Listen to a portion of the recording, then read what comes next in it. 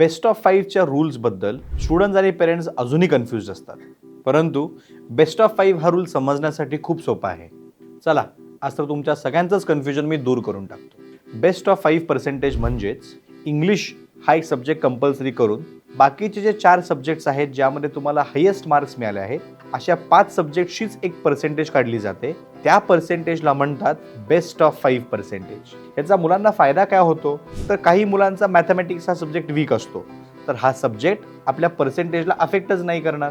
Best of 5% म्हणजेच तुम्हाला 10वीच्या परीक्षेत 4 सब्जेक्ट्समध्ये जे हायेस्ट मार्क्स मिळाले आहेत प्लस इंग्लिश हा कंपल्सरी सब्जेक्ट, अशा 5 सब्जेक्टची पर्सेंटेज कॅल्क्युलेट केली जाते आणि त्या पर्सेंटेजला म्हटलं जातं बेस्ट ऑफ 5%.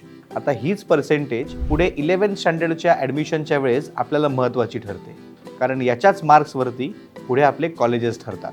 10वीच्या पर्सेंटेजबद्दल आणि 11वीच्या ॲडमिशन प्रोसेसबद्दल अजून तुमच्या काही शंका असतील तर त्या आम्हाला कमेंट्समध्ये नक्की विचारा.